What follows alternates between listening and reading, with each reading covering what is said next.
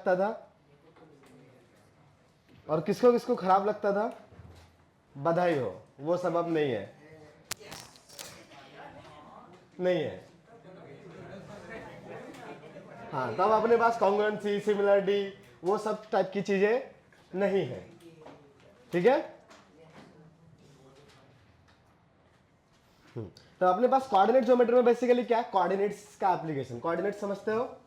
X axis, Y axis, हाँ बस उस टाइप की चीजों को हम लोग ग्राफ पे भी ड्रॉ करेंगे, दैट इज एक्स एक्सिस और वाई एक्सिस पे भी, एंड उनके इक्वेशंस भी लिखेंगे, दैट इज एल्जेब्रिकली भी रिप्रेजेंट करेंगे।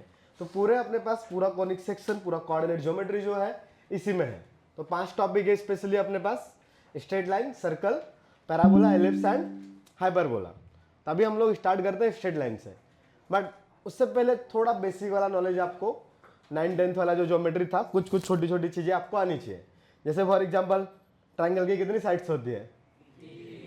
उसके एंगल का सम 180। हाँ हाँ, उसी टाइप की चीज है। उसका एरिया करेक्ट। तो हेडिंग डाल सकते हो स्ट्रेट लाइन।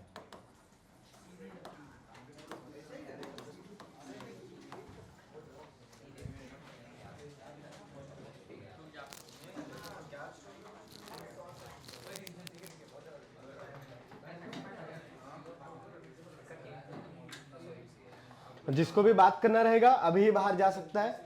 अच्छा, मैं क्लास में जितनी बार बोलूंगा कि बातचीत बंद करो बंद करो, एवरी टाइम के लिए आपका क्लास 5 मिनट एक्सटेंड होगा। ठीक है, आई विल काउंट कि मैंने कितनी बार बोला। 2 बार हो गया है। हाँ, अब से ऐसा ही है। हाँ, इसी चक्कर में विले पार्ले में आज 1.5 घंटा क्लास एक्सटेंड करना पड़ा, 1.5 आवर। ठीक है, तो जितना बात करोगे उतना क्लास एक्सटेंड होगा। ठीक है, ओके। हाँ, तब सबसे पहले ट्रायंगल के पास ही चलते हैं। तो अगर मैं इसके वर्टेक्स का नाम कैपिटल एबीसी दे रहा हूं तो जनरल नोटेशन में साइड्स का नाम क्या देते हैं? यस। तो ए के सामने ए, बी के सामने सी, के सामने सी, और angle A plus B plus C कितना? 180। अब चलते हैं थोड़ा एरिया के पास। तो स्मॉल एबीसी के टर्म्स में भी एक एरिया होता है, और एक तो directly half into, yes, base into height. ये वाला चीज तो यूनिवर्सल है ही, करेक्ट। और हाँ, हीरोन्स फॉर्मूला याद है? हाँ, क्या होता है?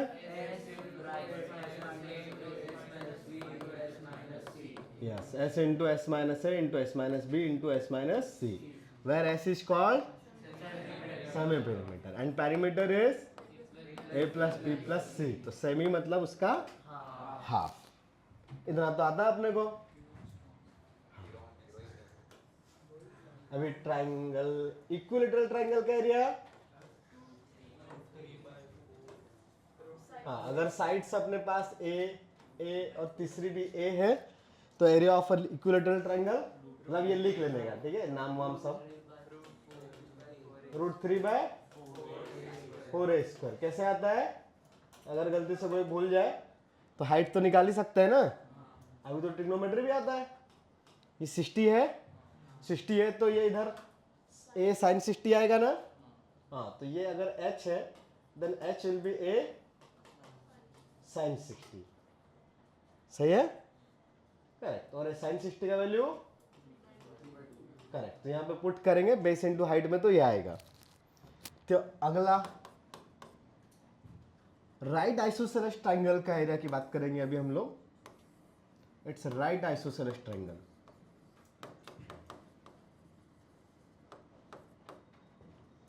तो अगर ये वाला लेंथ परपेंडिकुलर डिस्टेंस p है, अच्छा राइट आइसोसेलेस है मतलब ये दोनों डिस्टेंस सेम है, तो बता सकते हो ये एरिया कितना आएगा just in terms of p। हाँ, you can use pen paper, दिमाग साथ में, पहले इतना नोट कर सकते हो फिर भी निकाल सकते हो उसको चाहो तो। इतना नोट करने के बाद बताने का है इसका एरिया क्या आएगा। सिर्फ एक ही चीज पता है कि ये डिस्टेंस p है।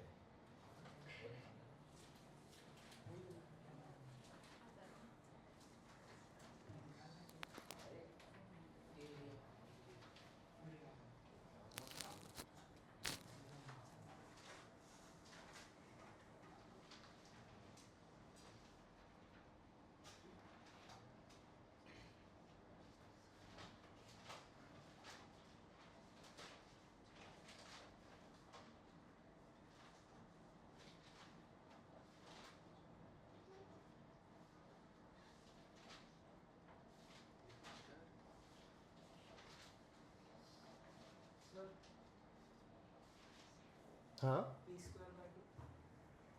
नहीं, कुछ गलती किया रे।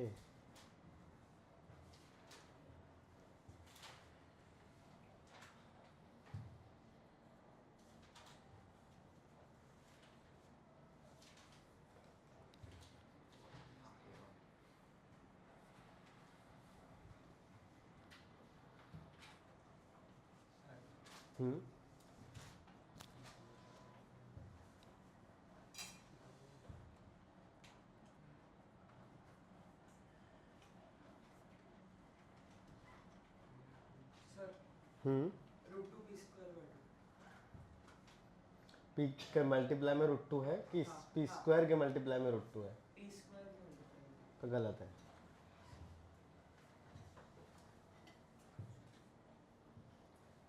और किसी का आया?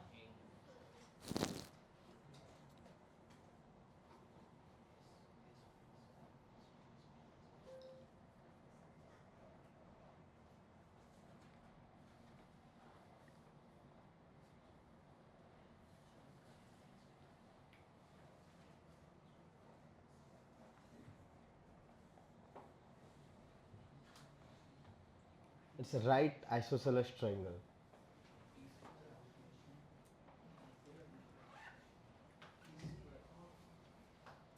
थर्ड अटेम्प्ट में सही आया रे।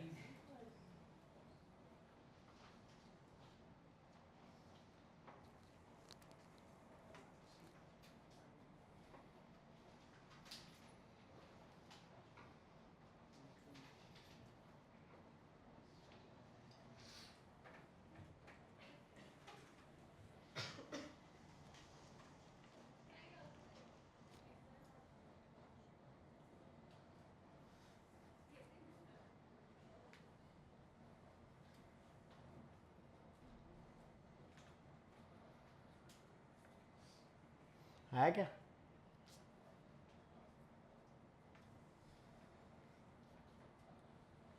हो गया नोट इतना? अरे कितना धीरे लिखते हो।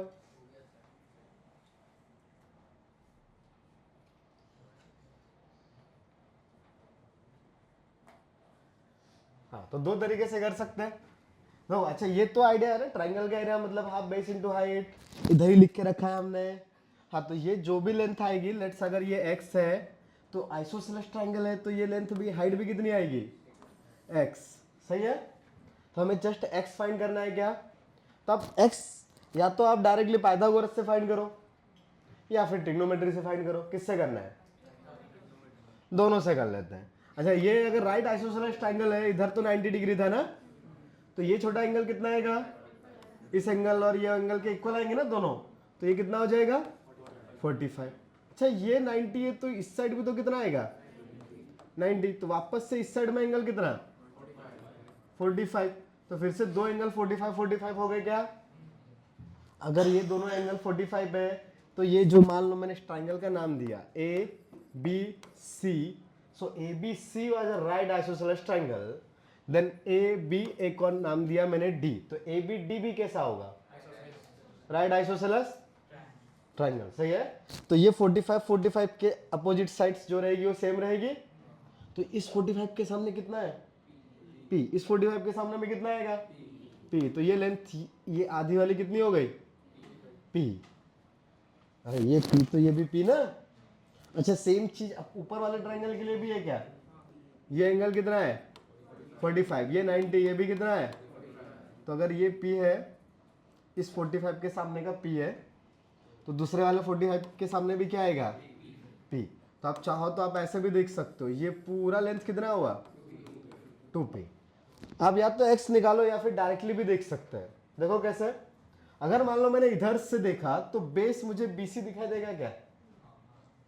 तो मैं इसको ऐसा भी लिख सकता हूँ, एरिया को हाफ, बेस मैंने लिया BC, तो अगर बेस BC लिया तो 90 डिग्री वाली लाइन विल बी हाइट ना, तो वो AD आएगा क्या? सॉरी हाँ सही क्या, BC इंटू AD भी कर सकते हैं। तो BC का वैल्यू कितना? तो ये 1/2 इंटू 2p इंटू AD का वैल्यू कितना? p, तो बचेगा कितना? p square. ठीक है, या फिर आप x निकाल लो, तो x square plus x square is equal to 2p का होल स्क्वायर। ऐसा भी कर सकते हैं ना भाई, पाइथागोरस भी तो यूज कर सकते हो। X square plus Y square होता है, लेकिन इधर तो वो X square plus x square ही आएगा। ये भी एक्स, इधर भी एक्स ना, और हाइपोटेन्यूज कितना 2p, तो यहाँ पे कितना आएगा? ये 2p का होल स्क्वायर। तो कुछ आ रहा है क्या इधर से? x का value 2x square is equal to 4p square, तो x square is equal to 2p square. सही है। और एरिया कितना होगा in terms of x? Half base into height, half x into x, तो हाफ x स्क्वायर ही है क्या? हाँ, तो फिर से कितना आया? p square. ठीक है, और भी तरीका था, आप डायरेक्टली x निकाल लेते। ये 90 डिग्री का एंगल दिखाई दे रहा है, ट्रिग्नोमेट्री पढ़ी है क्या? तो AB और AB में कोई रिलेशन है किसी? Sine cos sec cosec cot किसी का? किसका? हाँ, sine theta will be AD बाय AB ना। हाँ, मैं ऐसा लिख ही सकता हूँ भाई, साइन 45। कौन से एंगल से लिख रहा हूँ मैं? ये B वाले से। ठीक है, तो B वाले से अगर लिखूंगा तो साइन 45 विल बी AD बाय AB, तो AD बाय AB। तो AD का वैल्यू कितना गिवन है? P। साइन 45 कितना है? 1/√2। तो AB का वैल्यू मिला क्या? √2p। और AD मतलब कौन था हमारा? x। समझता है? तो वहां से भी करेंगे तो सेम ही आएगा, तो कहीं से भी करो, आपको फॉर्मूला याद रखने का है। तो area of the right isosceles triangle if perpendicular distance from the vertex of 90 degree to the hypotenuse is p will be p square। याद रहेगा, नोट कर सकते हो।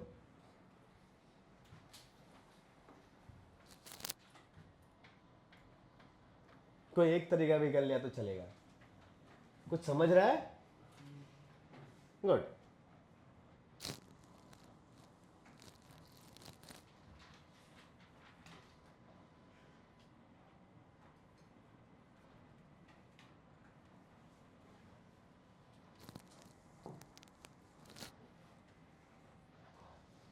हटाओ, जल्दी लिखो।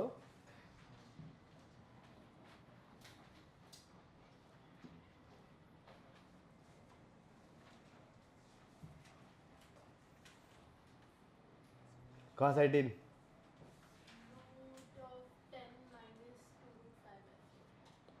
10 minus 2√5 या 10 plus 2√5?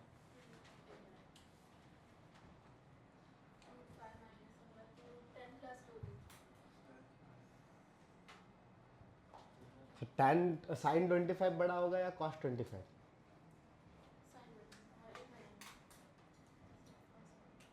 कौन ग्रेटर होगा, sin 25 या cos 25?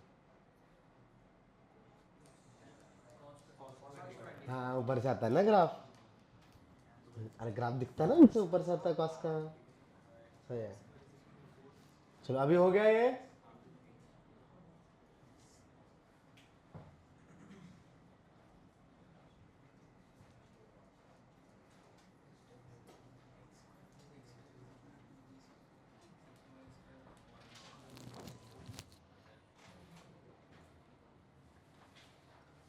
चलो, तो अगला, अभी ट्रायंगल के आगे कौन सा? ट्रायंगल के आगे क्या? क्वाड्रिलेटरल है, तो चले क्वाड्रिलेटरल पे। चलो तो क्वाड्रिलेटरल के एरियाज की बातें करते हैं, एरिया और डायगोनल की बातें करेंगे, ठीक है। हमें जो ज्यादा जरूरत है एरिया और डायगोनल। क्या डिस्कशन चल रहा है भाई, 5 मिनट गए तुम्हारे।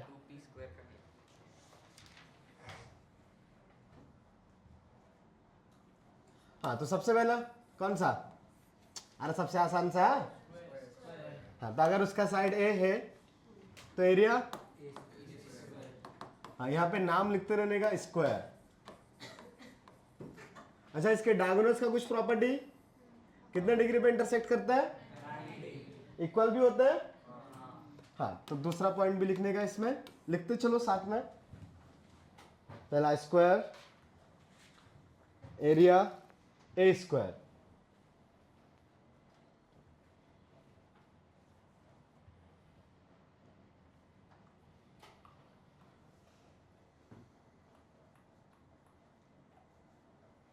दूसरा point equal diagonals bisect at 90 degree.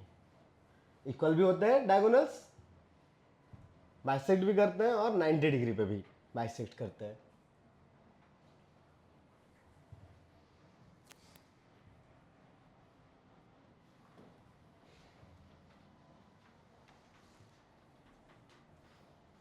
अगला कौन सा, रेक्टेंगल। क्या डायगोनल से इक्वल होते हैं,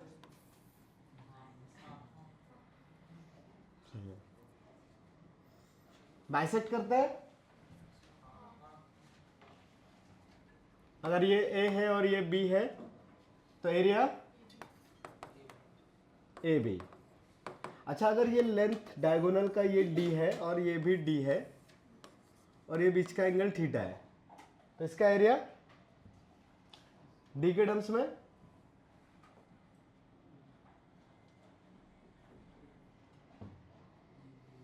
ए और बी नहीं पता है हमें, सिर्फ डी पता है, पर ये एंगल पता है थीटा।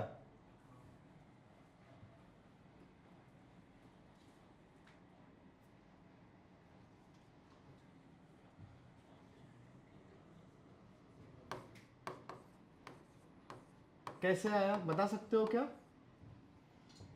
देखो मैं ही बता देता हूं, ये ऊपर का लिख लिया ना,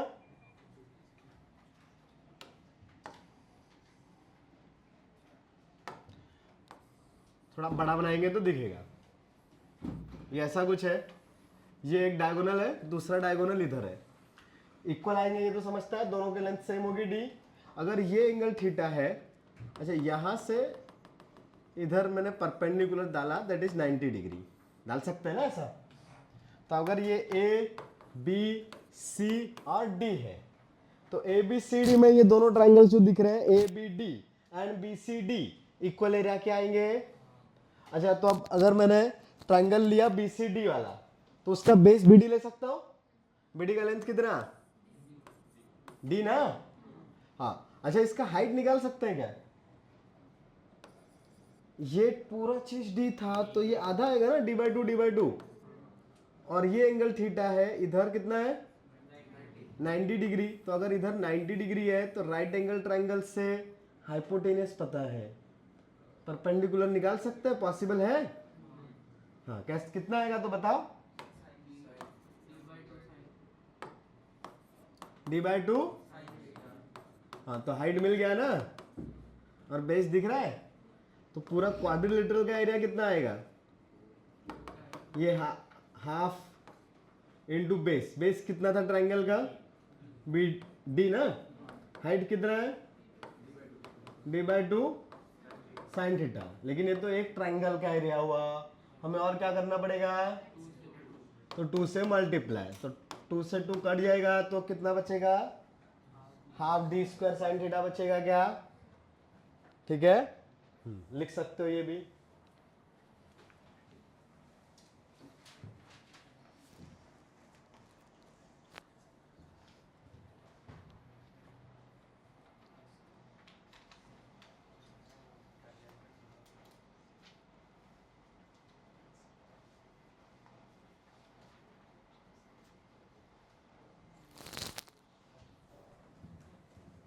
कुछ डाउट है?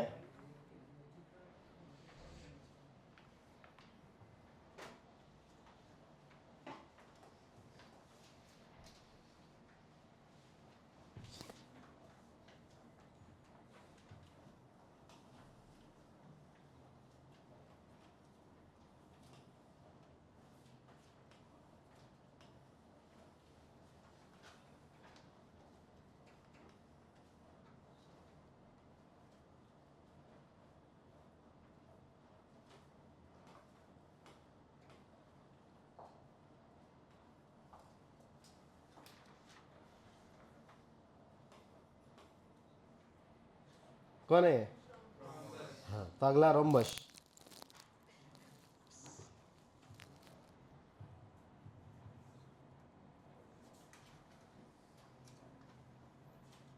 पहला चीज diagonal bisect at 90 degree. 90 degree पे इंटरसेक्ट करते हैं डायगोनल्स। हाँ, तो डायगोनल्स बाइसेक्ट, बाइसेक्ट मतलब टू इक्वल पार्ट्स में डिवाइड कर रहे हैं, राइट?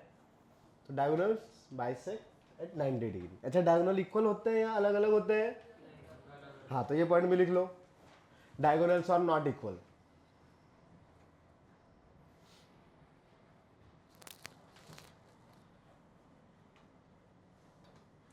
तब अगर डायगोनल का लेंथ d1 और d2 है तो एरिया क्या आएगा, बता सकते हो? Half d1 into d2। हाँ, ये साइन थीटा में थीटा की जगह पे 90 डिग्री डालना है बस। हाँ, तो वो एरिया भी लिखने का हाफ d1 d2, बस d1 d2। और d1 क्या है? लेंथ ऑफ डायगोनल, d2 दूसरे डायगोनल की लेंथ। ठीक है?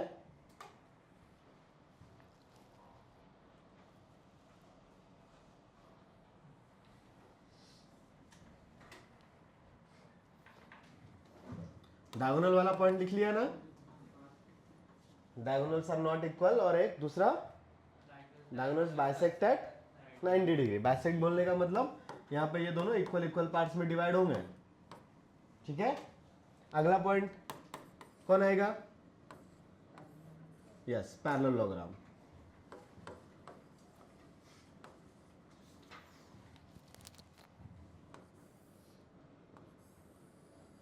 तो अगेन डायगोनल्स बाइसेक्ट करेंगे। हाँ, तो लिख लो डायगोनल्स बाइसेक्ट ईच अदर।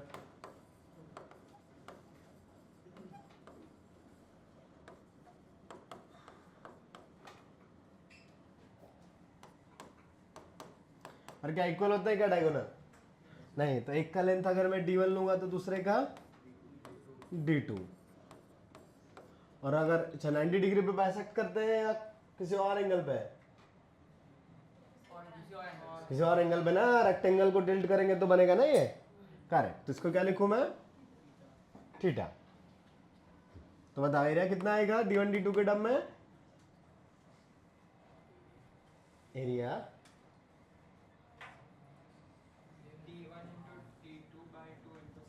हाँ, तो half d1 d2 sine theta. कहां से लॉजिक लगा रहे हो? रेक्टेंगल से ना, बस यहाँ पे d सेम सेम थे, वहां पे d अलग अलग है। तो इधर में d स्क्वायर्स आ रहा था ना, वहां पे d1 इंटू d2 आएगा, बाकी चीजें सेम रहेगी। रोम्बस में क्या था? d1 और d2 तो बदले, लेकिन थीटा का वैल्यू 90 डिग्री था। ठीक है? और अब एरिया की बात कर रहे हैं तो एरिया हमेशा पॉजिटिव रहता है। ठीक है ना? तो अब वैसे ये थीटा आप कोई सा भी ले सकते हो, दोनों में से काम चलेगा। बिकॉज अगर आपने थीटा इधर वाला भी लिया तो it will be pi minus theta, और पाई माइनस थीटा में भी अगर थीटा का वैल्यू अक्यूट है तो साइन पॉजिटिव ही आने वाला है। सेकंड क्वाड्रेंट में साइन पॉजिटिव आता है ना? हाँ, तो आप कोई सा भी एंगल ले सकते हो दोनों में से। ठीक, आगे बढ़े। मतलब मैं अगर पूछ रहा हूं तो जवाब दे सकते हो, उसमें क्लास एक्सटेंड नहीं होगा। उसमें हो सकता है थोड़ा जल्दी छोड़ दें, अच्छा लगा मेरे को तो छोड़ भी सकते हैं। ठीक है ना? हाँ, अगला चीज अपने पास देखो, अभी कोऑर्डिनेट सिस्टम की बातें हैं तो ऑब्वियसली हमें थोड़े कोऑर्डिनेट तो बढ़ने पड़ेंगे, एक्स एक्सिस वाई एक्सिस वो सब तो देखना ही पड़ेगा। तो पता है क्या एक्स एक्सिस के साथ दिखता है, वर्टिकल लाइन या हॉरिजॉन्टल लाइन, और वर्टिकल वाली, तो बनाओ क्या इधर, हाँ इधर एक्स, तो प्लस वाला किधर, राइट में कि लेफ्ट में, हाँ इधर में प्लस वाला आता है, इधर में ये प्लस वाला।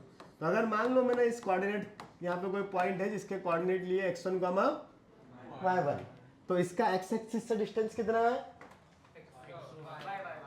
हाँ y कोऑर्डिनेट, ये जो लेंथ है ये कितनी आएगी, y आएगी ना, तो ये किससे डिस्टेंस है, तो इस x कॉमा y का या x1 कॉमा y1 का distance from the x axis is y1 और y एक्सिस से x1। कोई कंफ्यूजन नहीं है, सही है, चाहो तो ये लिख सकते हो,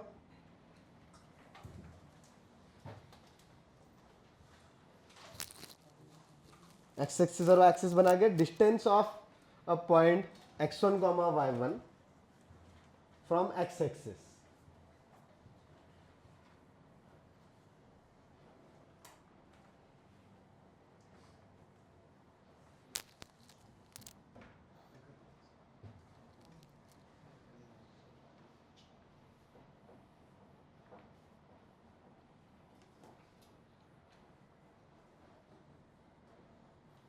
तो डिस्टेंस वाला लिखा, वर्ड्स में लिख सकते हो, distance of a point x1 comma y1 from x axis is equal to y1।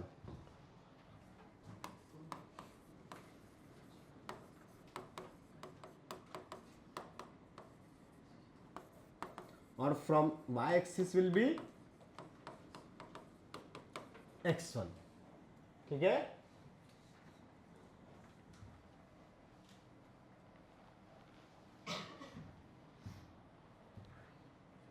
अच्छा, तो डिस्टेंस फॉर्मूला भी बड़ा है क्या, हाँ तो नीचे लिखने का मतलब फ्रेश लाइन में, distance between the two points x1 comma y1 and x2 comma y2 क्या आएगी,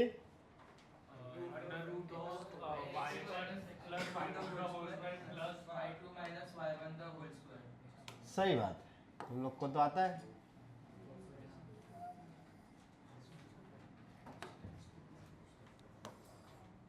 हाँ मतलब जैसे कोई पॉइंट लिया मैंने x1 कॉमा ए, दूसरा पॉइंट क्या लूंगा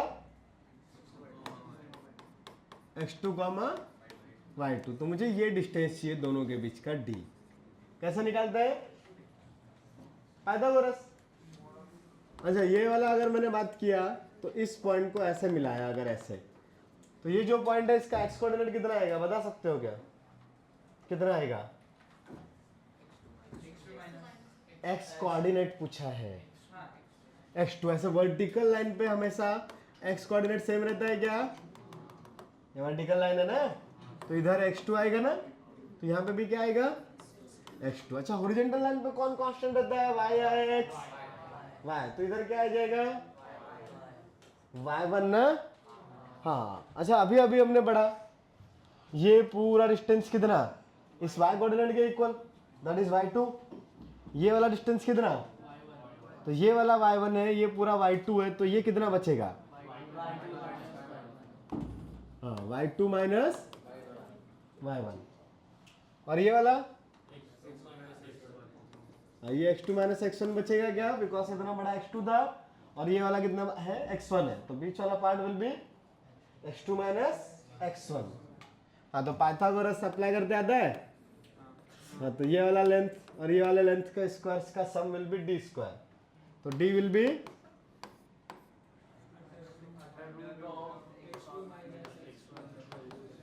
x2 माइनस x1 का whole square plus y2 minus y1 का the whole square.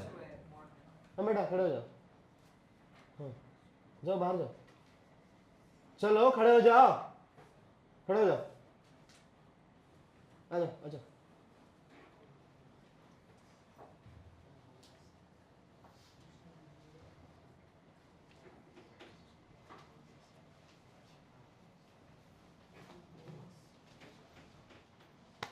Very good, 3 घंटे बाहर रहने का, जाओ जाओ और हंसो जाओ, हाँ हाँ जाओ बेटा जाओ, चलो क्लास का डिस्टर्बेंस थोड़ा सा कम होगा। सही है ना? हाँ, डिस्टेंस फॉर्मूला समझता है। अगला चीज, हाँ, कुछ डाउट है? ये डिस्टेंस कितना आएगा बेटा? ये यहाँ वाला डिस्टेंस चाहिए मेरे को। तो ये वाला पूरा, अगर ये x कोऑर्डिनेट है x2, तो ये पूरा लेंथ कितना होगा? x2 होगा ना?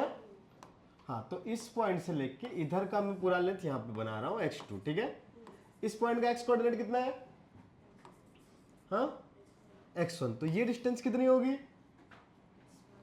x1 ही होगी ना? हाँ, तो ये वाली x1 थी, ये कंप्लीट चीज x2 थी, तो बची हुई पार्ट कितना आएगा ये वाला? x2 minus x1। तो ये लेंथ हो गई हमारे पास x2 माइनस x1, और ये है y2 माइनस y1।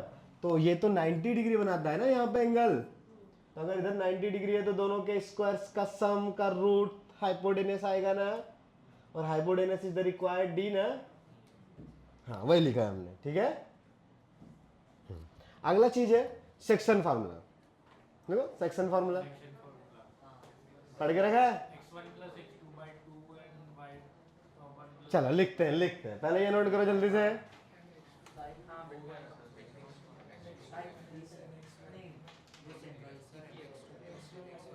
हाँ, याद, सही याद आ रहा तुमको।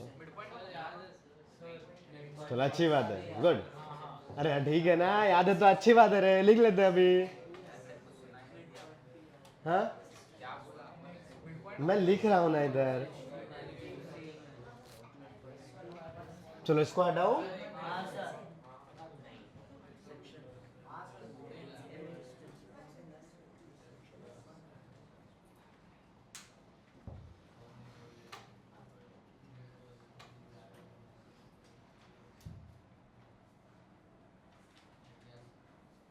हो गया? ओके, तो सेक्शन फार्मूला। अब सेक्शन फार्मूला में बेसिकली क्या है, हम लोग ना लेंथ के रेशियोज की बातें कर रहे हैं और फिर उससे कोऑर्डिनेट निकालने वाले हैं। जैसे मेरे पास कोई दो पॉइंट्स है ए और बी, तभी हम बात कर रहे हैं सेक्शन फार्मूला की। तो ए और बी को अगर मैं मिलाऊंगा तो कोई तो लाइन बनेगी ना। अच्छा, दो पॉइंट से हमेशा एक लाइन तो जाएगी ना। हाँ, तो अगर मान लो अभी इसमें ना दो चीजें हैं, एक इंटरनल डिवीजन और एक्सटर्नल डिवीजन। तो अभी जो हम पढ़ रहे हैं वो है इंटरनल डिवीजन।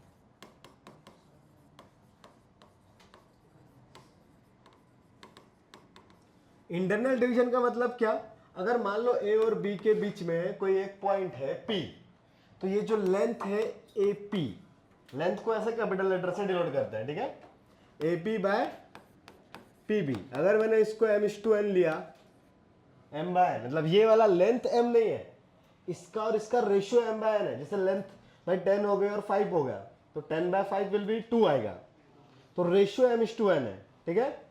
हाँ, तो अच्छा P यूनिक होगा या एक से ज्यादा P हो सकता है? एक से ज्यादा कैसे हो सकते हैं बताओ? जैसे आएगा, मान लो ये 2/3 आ गया, तो 2 part from this, 3 part from this, तो एक ही पार्ट आएगा या एक से ज्यादा होंगे? अगर आपके पास एक चॉकलेट है, उसका 2/3 इसको दे दो, 1/3 तुम रख लो, तो दो तरीके है कि एक ही तरीका? हाँ, अगर फिक्स बोल दिया कि ठीक है 2/3 इधर से, राइट से 2/3 लेने का है, या मान लो यहाँ से 10 किलोमीटर जाने का है, तो बोलो तुम उधर से कोई एक आ रहा है, एक साइड से तुम जा रहे हो, इधर 0 है, इधर बस, इधर तुम्हारा एक फ्रेंड खड़ा हुआ है, ठीक है? इधर से वो दौड़ते दौड़ते हुए आएगा, तुम इधर में हो, ठीक है? फ्रेंड जैसा नहीं दिख रहा, भूत दिख रहा है। हाँ, दौड़ रहे हैं ना यार, हाथ पाँव थोड़ा सा इधर उधर है उसके, भागते हुए आ रहे हैं। तो वो एक इंसान 6 किलोमीटर चल रहा है, दूसरा 4 किलोमीटर, तो फिक्स एक ही पॉइंट में पहुंचेगा या एक से ज्यादा जगह पे पहुंचोगे? हाँ, तो एक ने 6 चला और एक ने 4 चला, तो एक ही पॉइंट आएगा। That is the ratio is 6/4, that is 3/2। तो एक ही पॉइंट मिलने वाला है। हाँ, अगर ये नहीं पता कि कौन सा 6 चल रहा है कौन सा 4 चल रहा है, तब ये हो सकता था कि इधर से 4 आ जाए, इधर से 6 आ जाए, तब बात अलग है।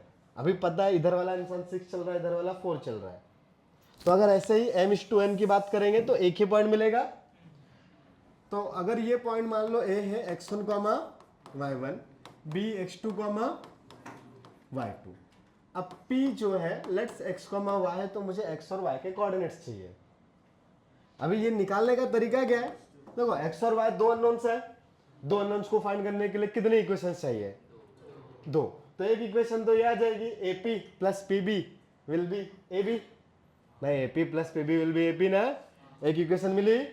दूसरा तो देख के रखा है ना, AP तो लेंथ आती ना, डिस्टेंस फार्मूला, AP की लेंथ निकाल सकते हो, PB की लेंथ भी निकाल सकते हो डिस्टेंस फार्मूला से, दोनों को यहाँ पे पुट कर सकते हो, पूरा सिंप्लीफाई कर सकते हो, कोई जरूरत नहीं करने की, डायरेक्ट रिजल्ट आके रखा है। ठीक है, ये करने का मन है, वेरी गुड। तो x जो आएगा इधर, अगर ये m/n है तो इधर m और इधर n, बड़ा ही आसान तरीका है, m का इधर मल्टीप्लीकेशन। अच्छा x निकाल रहा हूं तो मैं x कोऑर्डिनेट का यूज करूंगा या y कोऑर्डिनेट का, कॉमन सेंस, तो m into x2 plus n into x1 divided by कितना, m प्लस n। अच्छा तो y भी बता सकते हो क्या फिर, m/2 plus n/1 by m plus n। ठीक है, यहां पे लेकिन क्या था, p इंटरनली डिवाइड कर रहा था। अब इंटरनली और एक्सटर्नली का मतलब क्या, कि p तो एक पॉइंट है ना, तो a b अगर मैंने ऐसा लिया, देखो a इधर है, फिर से b इधर ही है, लेकिन p या यहां पे कोई और मैं q ले लेता हूं। ठीक है, एक पॉइंट लिया ऐसे मैंने, तो अभी भी ये जो लेंथ है AQ, ये तो कुछ ना कुछ तो आएगी ना, लेंथ तो आएगी, और ये BQ, ये भी तो कुछ ना कुछ लेंथ आएगी। अगर लेंथ आएगी तो उनका रेशियो भी आएगा ना। हाँ, तो अब रेशियो को हम लोग वापस से सपोज कर लेते हैं, वो m/n ही है। इधर वाला m/n अलग था, वो इंटरनल के लिए था, ये बाहर के लिए, लेंथ का तो रेशियो आएगा ना, और रेशियो इज ऑलवेज पॉजिटिव। भाई लेंथ तो ऑलवेज पॉजिटिव होती है, तो रेशियो भी क्या आएगा, पॉजिटिव। लेकिन अब इसमें और इसमें डिफरेंस है ना, P दोनों के बीच में था और Q दोनों के बाहर है। तो अब जो Q है उसको बोलेंगे हम लोग कि Q एक्सटर्नल पॉइंट है, तो एक्सटर्नली डिवाइड कर रहा है। ठीक है, अब एक्सटर्नली डिवाइड करने का मतलब क्या, कि अगर ये लेंथ का रेशियो, ये लेंथ आएगी मेरे पास AQ ना, और ये वाली लेंथ BQ, तो इसका और इसका रेशियो m/n है। ठीक है, तो अब देखो मैथ्स में ना, जैसे अगर डायरेक्शन, वैसे कैलकुलेशन से भी सारी चीजें आएगी, बट आगे चल के हम लोग देखेंगे डायरेक्शंस के साथ कैसे डील होती है। जैसे तुम अभी समझ सकते हो x एक्सिस, तो x में अगर मैं राइट में जा रहा हूं इधर, तो पॉजिटिव लेते हैं, तो लेफ्ट के लिए क्या लेते हैं, नेगेटिव। वैसे ही सेम चीज फॉर दी y, ऊपर जाने के लिए पॉजिटिव ले रहे हैं, तो नीचे जाने के लिए नेगेटिव। यहां पे भी कुछ कुछ वैसा ही लॉजिक आ रहा है, तो कैलकुलेशंस करने का वही तरीका, जैसे यहां पे निकालेंगे बड़ा सा, तो वो लेकिन उसमें आ जाएगा फॉर्मूले में, बट हम लोग डायरेक्शन से डायरेक्ट सोच रहे हैं। तो देखो ये अगर ए से मुझे क्यू पे जाना है, तो मुझे राइट चलना है, इसमें भी वैसे ही था, ए से उधर जा रहे हैं, राइट ही चल रहे थे ना ए से पी पे जाने के लिए। लेकिन बी के लिए इसमें अगर लेफ्ट जाना है, तो इसमें राइट जाना पड़ेगा क्या, डायरेक्शन बदली ना। हाँ, तो बस छोटा सा डिफरेंस आता है फॉर्मूला में, अगर a का वैल्यू x1 y1 है, the b is x2 y2 and q is x y, then the x will be again m का मल्टीप्लीकेशन, ऐसा क्रॉस मल्टीप्लाई जैसा, m का मल्टीप्लीकेशन किसके साथ, b वालों के साथ, बिकॉज m वाला डिस्टेंस आ रहा है फ्रॉम a से ना, मतलब रेशियो स्टार्ट हो रहा है a से, तो किधर से, b से मल्टीप्लीकेशन, उल्टा ना। तो m x2 बट बीच में minus n x1 divided by क्या, m माइनस n। अच्छा तो y भी बता सकते हो,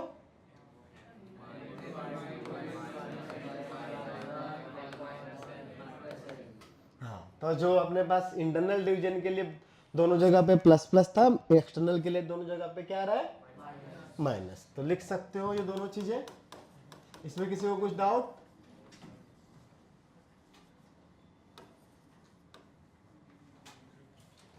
तो इसमें लिख लेने का, लेकिन पहले वाले में P divides the line joining AB internally in the ratio of m:2n. P divides the line joining A and B.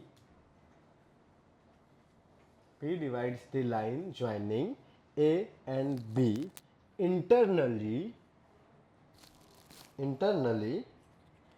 the ratio of m:2n. ठीक है?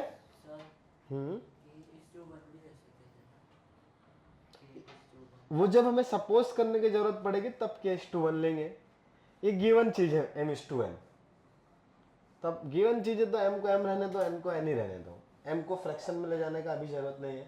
करेंगे हम क्वेश्चंस में.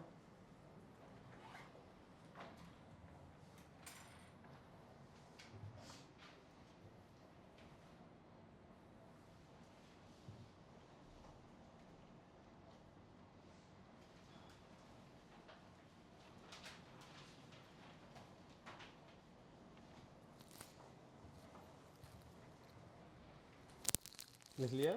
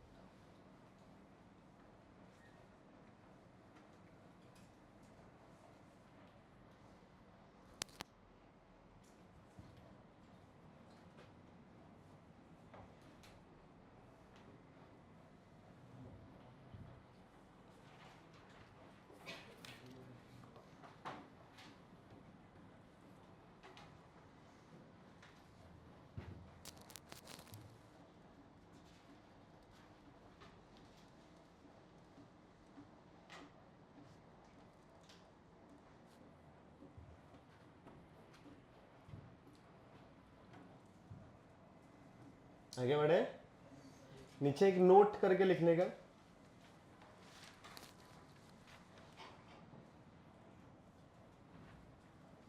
अरे अभी तो इधर ही पहुंचे हो रहे. कितना धीरे धीरे लिख रहे हो. जल्दी जल्दी लिखो. किधर? इधर ना. जल्दी लिखो.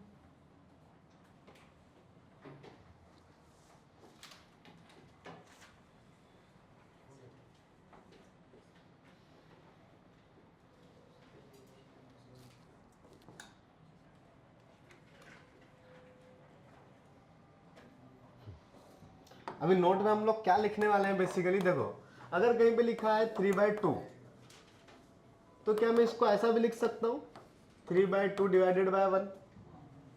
हाँ, बेसिकली ना जब हमें रेशियो सपोज करने की जरूरत पड़ती है. अभी क्वेश्चन करेंगे तो समझेगा, लेकिन थ्योरी के साथ में जस्ट पॉइंट लिख के रख दो. तो जो पॉइंट बोल रहा हूँ उसमें बस यही कि जब भी हमें सपोज करने की जरूरत पड़ेगी उसमें हम लोग कुछ k:1 सपोज करेंगे. बिकॉज कैलकुलेशन आसान रहे. अगर मैंने m/n लिया तो कितने अननोन्स दिखेंगे? 2 ना. m/n, m और n 2 अननोन दिखेंगे. 2 अननोन के साथ डील करने में थोड़ी सी मेहनत लगेगी. तो अगर मैं सीधा k की बात करूंगा तो एक ही अननोन दिखेगा, तो कैलकुलेशन से आसान पड़ेंगे. हाँ, तो नोट करके लिख लो. whenever we need to suppose the ratio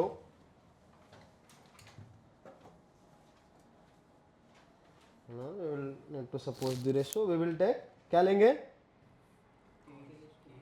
k:1.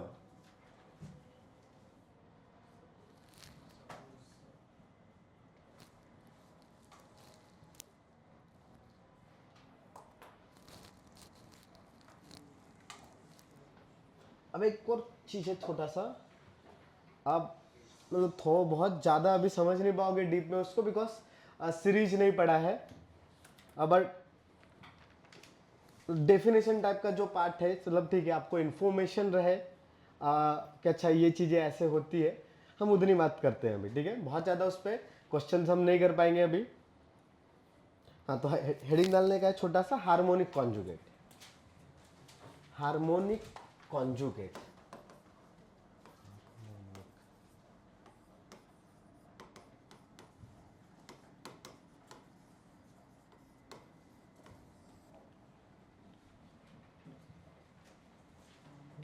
अच्छा हार्मोनिक कॉन्जुगेट बेसिकली क्या है? पहले तो ये हार्मोनिक वर्ड कहाँ से आता है, सुना है क्या कभी किसी ने? हाँ, हारमोनियम कैसा बजता है? हारमोनियम ही होता है ना, ऐसा बजता है ऐसा, वो ऐसा वाला है, इधर लगा के ऐसे ऐसे ऐसे करते हैं, वो ना मैम, हाँ पेटी बोलते हैं उसको, सही बात। हम्म, हारमोनियम, हाँ ऐसा ऐसा वो पॉप पॉप वाला है। हाँ अपने को खैर उनसे कोई लेना देना नहीं। एपी का नाम सुना है क्या रे यार, अरिथमेटिक प्रोग्रेशन? हाँ उसमें नंबर्स में कुछ पैटर्न आता है ना, वैसे ही जीपी होती है, रूट के अंदर में एक पैटर्न आता है, वैसे ही एक और पैटर्न होता है कि उल्टा करने के बाद एपी दिखे।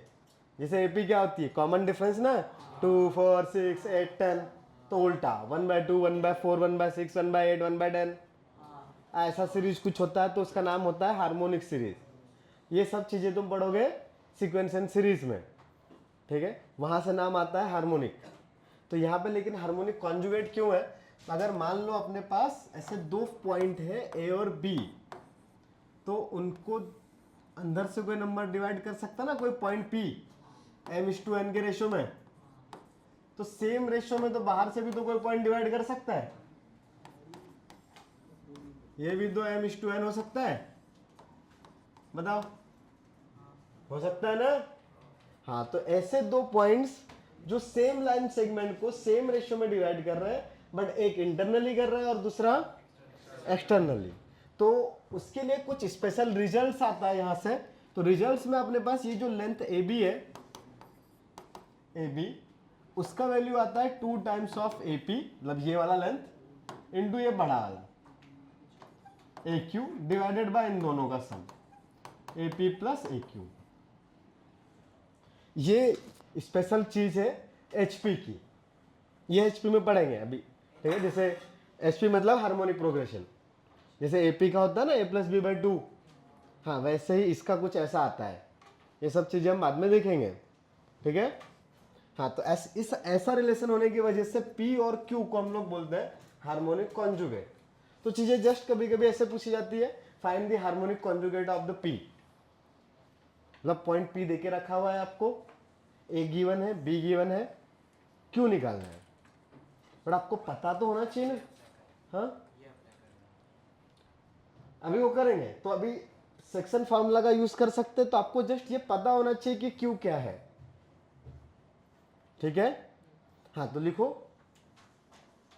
If P divides the line, P divides the line AB, if P divides the line AB in the ratio of m/n internally, in the ratio of m/n internally, if P divides the line AB in the ratio of m/n internally and Q divides the line AB, line AB मतलब line joining the point AB, हाँ, and Q divides the line AB in the ratio of m/n externally। Diagram में देख भी सकते हो, मैं जो बातें कर रहा हूँ वो यहाँ पे दिखाई दे रही है, दिखाई दे रही है ना? हाँ तो P divides the line segment AB in the ratio of m/n internally and Q divides in the ratio of m/n but externally, मतलब सेम रेशियो में डिवाइड कर रहे हैं, then P and Q are called the harmonic conjugate of each other, then P and Q are called the harmonic conjugates of each other, ठीक है। जैसे इस पे एक एग्जांपल तुमने शायद 10th में इस टाइप का कुछ देखा होगा, वो एंगल बाइसेक्टर नाम सुना है? तो एंगल बाइसेक्टर का कोई थ्योरम याद है? कौन सा? कि एंगल को आधा करता है? 9th में था? हाँ, रेशो वाला क्या था?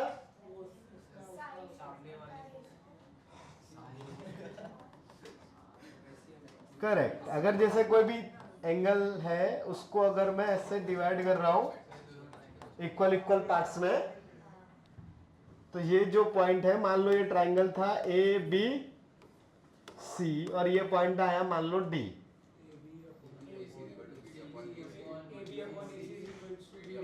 हाँ, तो ये जो एंगल बाइसेक्टर है वो अपोजिट साइड को दो, जो बची हुई दो कॉरस्पॉन्डिंग साइड्स है उनकी लेंथ के रेशियो में डिवाइड करता है।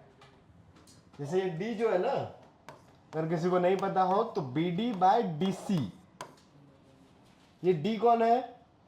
जहां पे एंगल बाइसेक्टर अपोजिट साइड से मिल रहा है, that is the foot of angle bisector. तो B D by D C, तो बी डी के कॉरस्पॉन्डिंग मतलब उसके पास वाली कौन सी साइड है?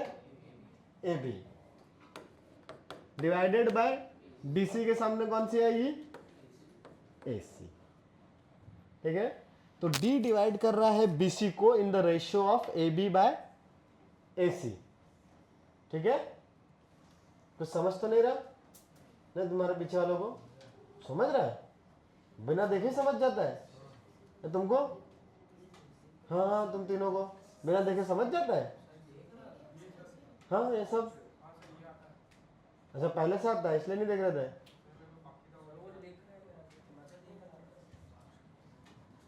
अच्छा, तो एक्सटर्नल एंगल बाइसेक्टर भी होता है क्या? तो वो भी तो सेम ही काम करेगा ना, बट ये पॉइंट अंदर है तो ये वाला पॉइंट तो लेकिन बाहर ही होगा ना।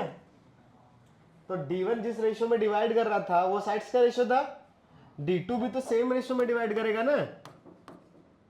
तो B D two by D two C is equal to again corresponding sides तो ए बी और ए सी ही है भाई। वो D1 था इंटरनली था, D2 एक्सटर्नली है, लेकिन उनके करस्पॉन्डिंग साइड तो सेम ही आएगी। जैसे बी डी टू के साइड कौन से आएगी? साथ वाली ए बी। ठीक है, और सी डी टू के साथ वाली साइड कौन सी होगी? अगेन ए सी। बोलो, पहले पूरा खत्म तो होने दिया, अगर पहले ही फिर से बताना शुरू हो गए थे तो क्यों नहीं समझ रहे? क्या इसमें क्या नहीं समझा? अच्छा इंटरनल, अच्छा एंगल बाइसेक्टर्स दो होंगे ये समझता है? ये एंगल, ये अंदर वाला एक एंगल है ट्रायंगल का, तो ये बाहर में भी तो एक एंगल है ना? अरे है कि नहीं है? ये चलो सबको बढ़ा दो ऐसे, तो ये वाली जो लाइन है ना इधर एक चली गई, दूसरी वाली ये वाला भी तो एक एंगल बाइसेक्टर आएगा। अभी ये थोड़ा सा वैसे ऐसा बनना चाहिए था ताकि इधर थोड़ा आसानी से आए। अपन ने थोड़ा ज्योमेट्री में हाथ थोड़ा ऐसा अपन ने कर दिया तो थोड़ा खींचतान के लेके आए, तो कहीं ना कहीं तो कट करेगी, इधर कट करेगी या उधर कट करेगी, कहीं तो लाइन कट करेगी ना। हाँ, तो ये जो पूरा एंगल है इसका भी तो एंगल बाइसेक्टर आएगा। इसका एंगल बाइसेक्टर बोलने का मतलब, अभी ये थोड़ा सा इसको मुझे और वैसा बनाना चाहिए। तो मान लो ये ऐसा है तो ऐसा है, मान लो ये यहां से जा रहा है, ठीक है, तो ये कहीं ना किसी किसी पॉइंट पे तो मिलेगा, तो उसका नाम हमने क्या दिया है?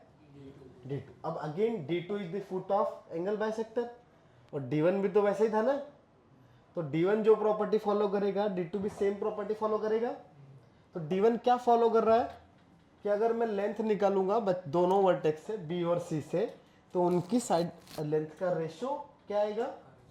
Corresponding side that is AB और AC के रेशियो के इक्वल आएगा। अरे यही प्रॉपर्टी फॉलो कर रहा है ना, तो D2 भी तो सेम प्रॉपर्टी फॉलो करेगा ना। तो ये B D1 की जगह पे अभी क्या आ जाएगा? B D2। इस D1C की जगह पे क्या आ जाएगा? D2C। लेकिन ये वाली चीज में तो D नहीं है ना, ये तो AB और AC रहेगा, तो ये दोनों चीजें सेम है क्या? AB बाय AC ये तो सेम ही आएगा। हाँ, अभी समझता है? अब अगर ये दोनों रेशो सेम है लेकिन D1 D2 तो अलग अलग लोग है ना, और एक BC के अंदर में और दूसरा BC के बाहर, लेकिन रेशो सेम है क्या? तो ये एक दूसरे के हार्मोनिक कॉन्जुगेट हुए। हाँ, तो यहाँ पे लिख सकते हो ये दोनों चीजें सेम है, तो D1 and D2 are harmonic conjugate of each other. कुछ समझा क्या? हाँ, लिख सकते हो।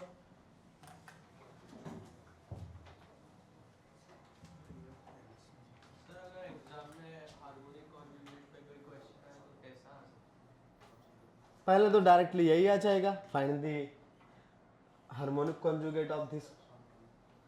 तो उसमें स्पेसिफाई करेंगे ना कि ये पार्ट। हाँ हाँ बिल्कुल, आप क्वेश्चन कर रहे हैं, पता चलेगा। अभी इसके जस्ट बात क्वेश्चन से ही कर रहे हैं। इससे पहले में वो डिस्टेंस फार्मूला ये सब में हमने नहीं किए, छोटा छोटा एरिया एरिया, क्योंकि वो सब तुमको 10th में बहुत अच्छे से आता है। हाँ, ये नई चीजें आ रही ना। हाँ, तब इन सब पे क्वेश्चंस कर रहे हैं हम लोग। बट इससे पहले थोड़ा सेक्शन फार्मूला और डिस्टेंस फार्मूला पे भी करने पड़ेंगे एक दो questions.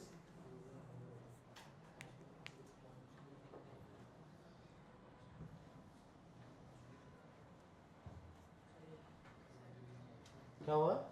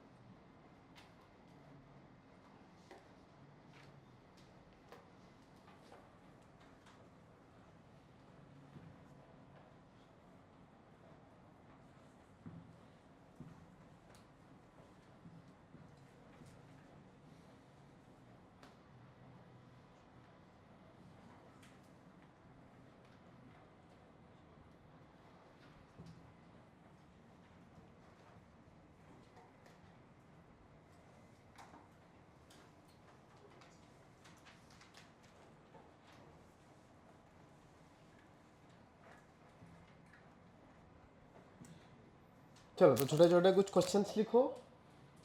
Find the distance between the points. Find the distance.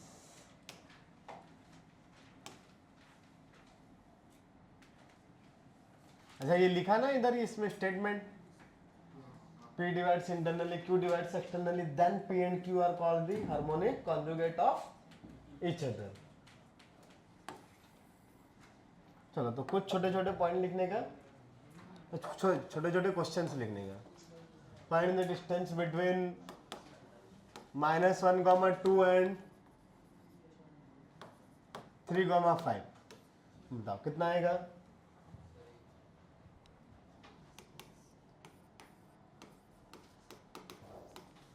दूसरा A sin theta and A cos theta, 0, 0। 5 आ रहा है? सही आ रहा है।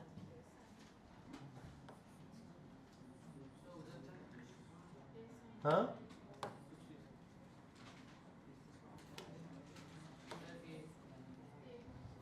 सही है। तीसरा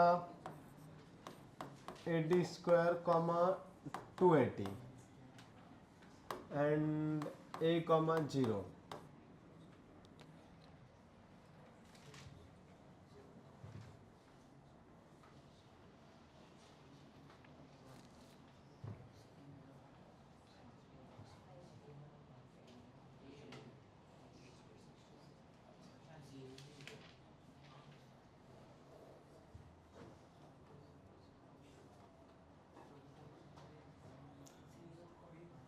हाँ, 0, 0 है वो।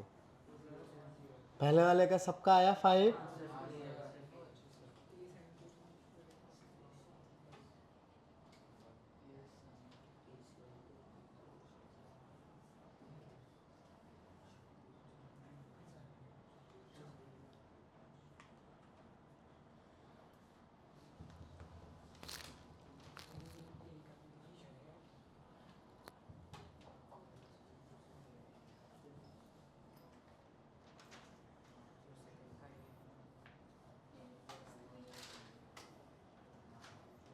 क्या है रे? सर ए रूट टू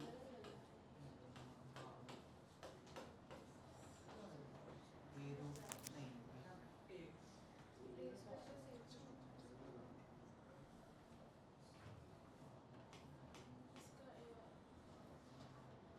नहीं ये आंसर आने चाहिए।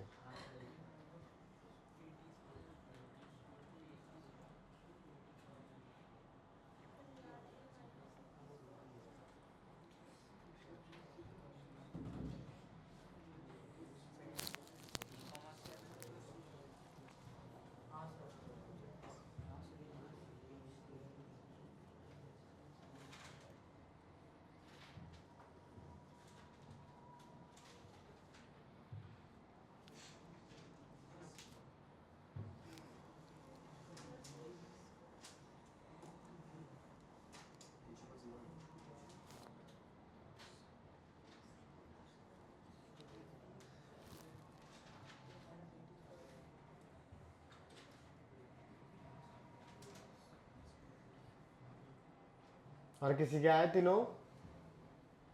ऐसे ही आए? करो करो, थोड़ा सा टाइम और दिया, चलो करो।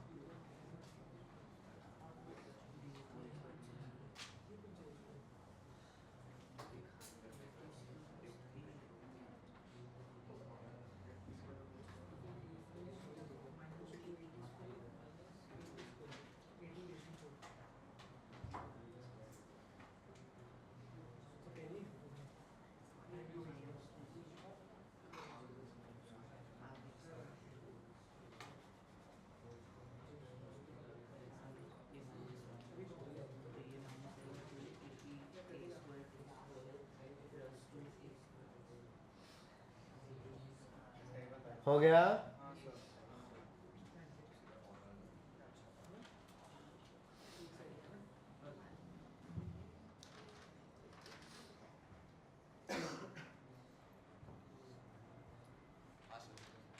All three done?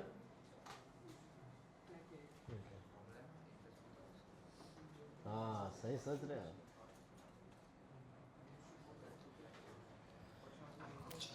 चलो पहला, ऐसा कोई जिसका पहला नहीं आया, या किसका किसका आया फर्स्ट वाला? हाथ ऊपर करें। तुम्हारा आया? सबका आ गया? चलो सही है। सेकंड वाला किसका किसका आया, हाथ ऊपर करें। ओके। थर्ड वाला किसका किसका आया, हाथ ऊपर करें। ओके ठीक है। चलो पहला वाला सबका आ गया, डायरेक्टली दिख रहा था वो 3+1 का होल स्क्वायर प्लस 5 - 2 का होल स्क्वायर। सेकंड वाले में भी पॉइंट्स बड़े अच्छे हैं, ए साइन थीटा ए कॉस थीटा, और 0 0 ही माइनस करना है ना। हाँ तो ए साइन थीटा -0 का होल स्क्वायर प्लस यस ए कॉस थीटा -0 का होल स्क्वायर। तो 0 का तो कुछ इफेक्ट पड़ेगा नहीं, तो अपने पास यहां से क्या जाएगा, ए साइन स्क्वायर थीटा प्लस ए स्क्वायर कॉस स्क्वायर थीटा, और सबका रूट भी है राइट। हाँ तो ए स्क्वायर तो कॉमन आ रहा है ना, तो ए बच रहा है, तो sine square plus cos square is 1, तो ए। तीसरे वाले का भी क्या है वो, AT² माइनस ए, ये होता है ना x2 माइनस x1, किसी को भी x2 ले सकते हैं, किसी को भी x1 ले सकते हैं। तो AT² माइनस ए का होल स्क्वायर प्लस फिर y कोऑर्डिनेट्स का डिफरेंस, सो 280 -0 का होल स्क्वायर राइट। तो ये और इस पूरे का होल रूट, तो ये a - b का होल स्क्वायर अप्लाई करेंगे, तो a² t⁴ plus a² minus 2 × ab ना, तो 2a × b, ये एक के दोनों के पास है, a² t², और ये तो 0 है, तो सिर्फ ये इसका होल स्क्वायर बचेगा ना 280 का, यस 4a², तो ये 4a² t स्क्वायर, ये 2a² t स्क्वायर, तो कितना बचेगा 4 - 2, करेक्ट। तो a² t⁴ plus a² plus 2a² t square, ये सब लेकिन रूट के अंदर ही चल रहा है ना। तो ये वाला जो चीज था, ये जो हमने ओपन किया था a² - a का होल स्क्वायर, उसमें भी ये टर्म आया था a² t⁴, फिर उसमें a² भी आया था, बस यहाँ पे -2a² t स्क्वायर आया था, और इधर क्या आ गया है प्लस a² t स्क्वायर। तो ये भी पूरा कंप्लीट स्क्वायर लिखा है क्या? हाँ, किसका है लेकिन ये?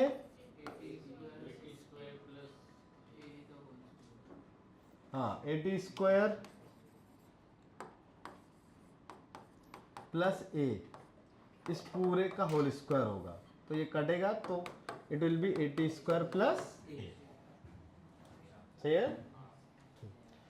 चलो फिर अगला क्वेश्चन लिखते हैं, जिसका ये नहीं आया था नोट कर ले।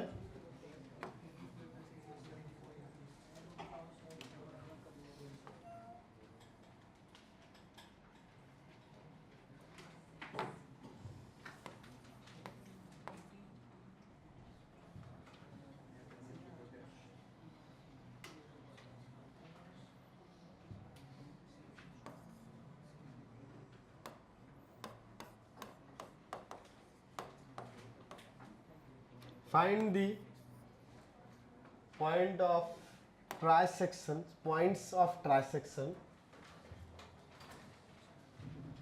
Find the points of, अरे बोल रहा हूँ ना, find the points of trisection of the line joining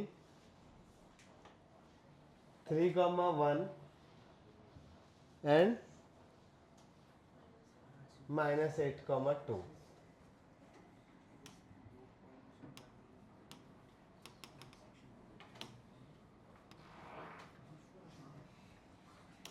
क्या था भाई ये? कौन था?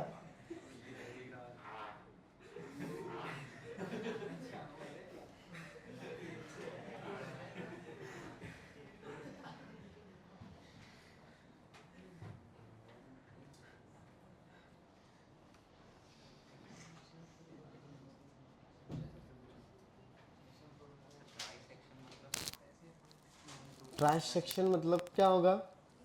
3 इक्वल पार्ट्स में डिवाइड करने का। तो रेशियो क्या होगा? 1:2 और 2:1। तो तुमको 2 पॉइंट निकालने हैं। ओके,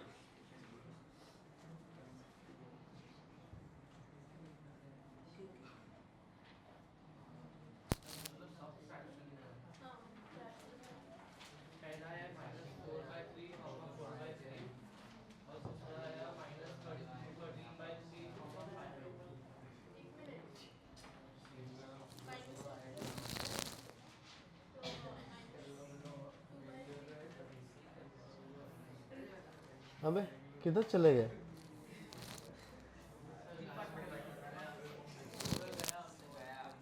कहाँ गया?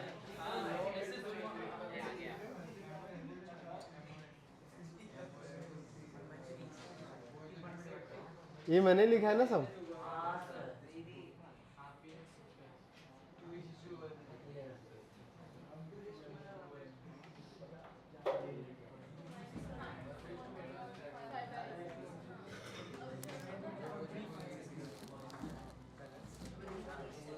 चलो मैं भी ट्राई करूँ क्या? किसका किसका आंसर आ गया? पहले वो हाथ ऊपर करें। 3, 2, 5, 6 लोग। ओके, चलो ऊपर देख लो। ये आंसर आया, फिर बात क्यों कर रहा था?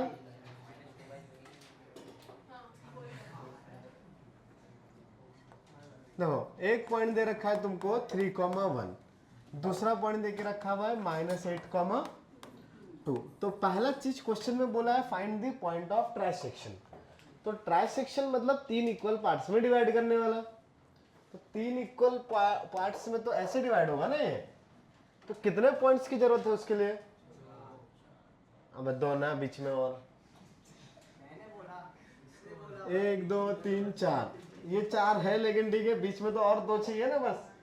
तो ये वाला पॉइंट भी हो सकता है जो इसको ट्राइसेक्ट कर रहा है। ट्राइसेक्शन करने का मतलब एक साइड में 2 पार्ट्स रहे तो एक साइड में अकेला पार्ट रहे।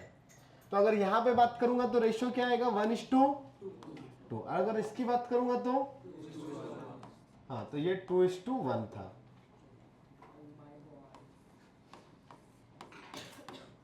तो अगर मान लो ये वाला पॉइंट x, y है, मैं इसको p नाम देता हूं, इसको q, ठीक है। तो बताओ p के लिए x का वैल्यू क्या आएगा, क्रॉस मल्टीप्लाई करता है ऐसा, मतलब क्रॉस मल्टीप्लीकेशन टाइप का सेक्शन फॉर्मूला ना। तो 1 इंटू -80 बोलते हैं क्या उसको। अच्छा, फिर 2 इंटू कितना, बोलने का है, बोलोगे तो अप्लाई कर पाओगे अगले क्वेश्चन में, ये तो नहीं आएगा। तो क्या लिखो इधर, डिवाइडेड बाय, हाँ कैसे आया वो, 1 + 2 से कितना हुआ ये, -2/3। अच्छा, इसका y कोऑर्डिनेट भी निकाले, तो बताओ कैसे निकालेंगे, 1 इंटू कितना,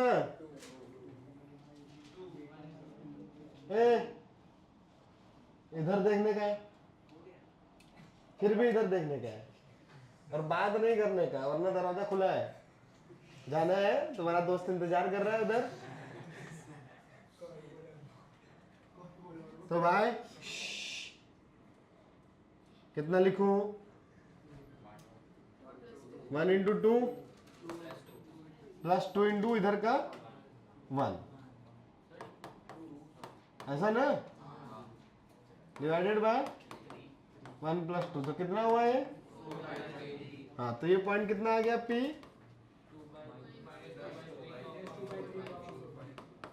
-2/3, 4/3। दूसरा वाला सेम तरीके से निकाल सकते हैं क्या, Q, हाँ, तो Q के लिए क्या करेंगे, लेकिन 2:1 ना, तो 2 का इधर मल्टीप्लाई होगा इधर वाले पॉइंट्स के साथ, मतलब B के साथ में, और इधर A के साथ में 1 का मल्टीप्लाई होगा फॉर द Q, राइट। तो क्या आएगा Q के लिए बताओ, x का वैल्यू, हाँ 2 इंटू 8, वो भी माइनस का, तो -16 + 3 डिवाइडेड बाय 3, तो दैट वैल्यू विल बी -3। और y कोऑर्डिनेट, हाँ वो 2 इंटू 2, 4 होगा, +1 डिवाइडेड बाय 3। ये कुछ समझ रहा है पीछे वालों को, तो किसका किसका आंसर आ गया था, हाथ ऊपर करे। अभी समझ रहा है क्या तुम लोग को, ठीक है। तो ये कितना है, हो गया, हाँ कौन सा, ये वाला, भगवान जाने यार।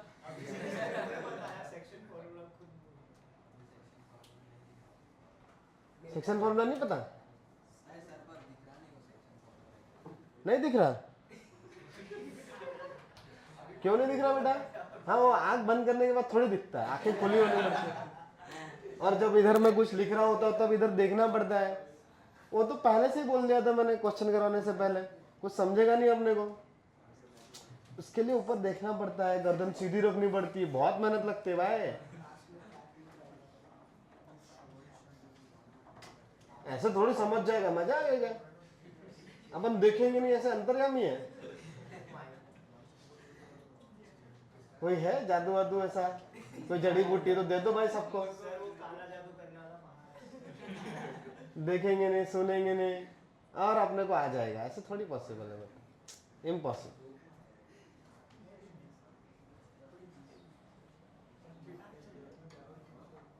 अभी दिख रहा है, तो दिमाग पे जोर डालो, सेक्शन फॉर्मूला ये वो, हाँ बोलो, अरे करना क्यों है लेकिन, है होगा भी नहीं तुमसे, वो एक्स और वाई में इक्वेशंस बनेगी, किधर सॉल्व कर लोगे। चलो अगला क्वेश्चन लिखो, नहीं नोट किया था अभी तक, अरे यार चलो जल्दी जल्दी नोट करो यार।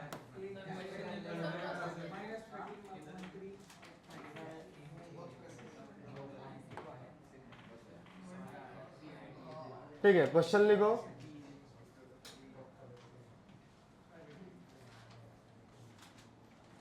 If point P lies on the x-axis,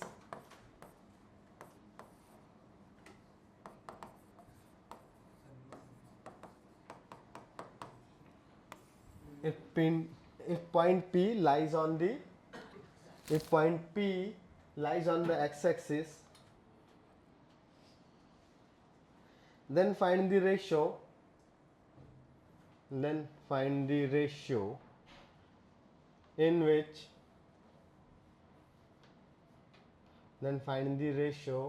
in which P divides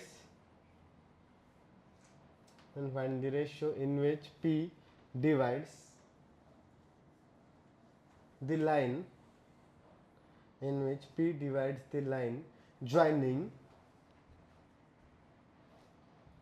joining A। ऐसा लिखने का तरीका, ए के साइड में उसके कोऑर्डिनेट्स -7, 7 एंड क्या लिखवाया? A point P lies on the x-axis, then find the ratio in which P divides the line। बेटा एक्सिस किधर बोला रे? लाइन बोला ना? एक्सिस को थोड़ा डिवाइड कर रहा है यार, ये लाइन लिखा है यार, देख एकदम सबसे पास बैठ के सबसे गलत लिख रहे हो कैसे?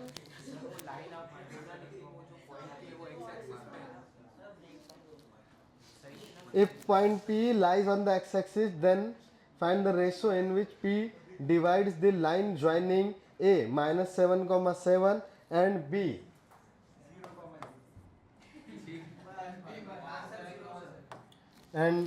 B x-axis डिवाइड कर रहा है ना? हाँ दोनों माइनस में 7 सर मैं बोल रहा हूँ एक 6 दो और एक 9 दो। सही बात है। 2, -3। Also find the coordinates of P. Also find the coordinates of P.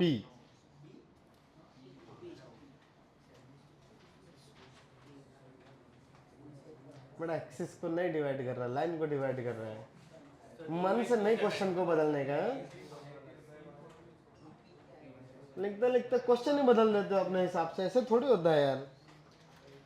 Exam कुछ भी पूछेगा, तुम कुछ भी करके आओगे, मेरे को तो यही आता है, मैं तो यही लिखूंगा। आ रहा होगा 43/10 नहीं रहा,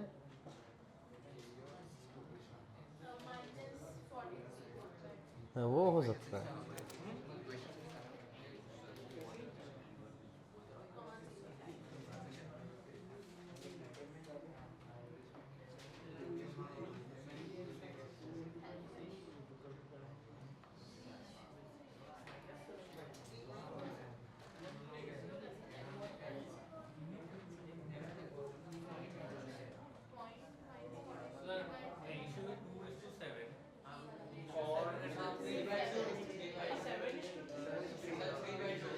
क्या वो भी गलत है? 7:3 सही है।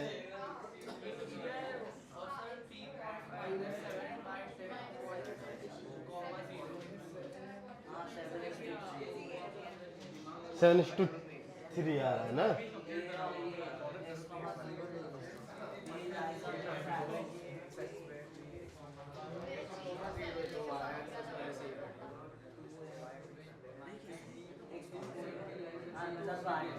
अच्छा, क्लास में जो भी क्वेश्चन मिलेगा विदाउट डिस्कशन सॉल्व करने का है। हाँ, इतना डिस्कशन करके सॉल्व करने की जरूरत नहीं है, विदाउट डिस्कशन सॉल्व करने के लिए दिया रहता है। ग्रुप क्वेश्चन नहीं है, एक इंसान को करने के लिए दिया है। एग्जाम ग्रुप में नहीं होती ना, क्या? हॉल टिकट पे 2-3 जन अलाउड। हाँ और क्या, अरे पूरा ग्रुप 10 लोग जाएंगे अपन एक साथ। सर पूरा डिस्ट्रिक्ट फिर जॉब भी ऐसे ही 10 लोग काम करो एक इंसान के पैसे में। इनकम हमारी काम कोई भी इनकम हमारी। हाँ लेकिन 10 लोग काम करो।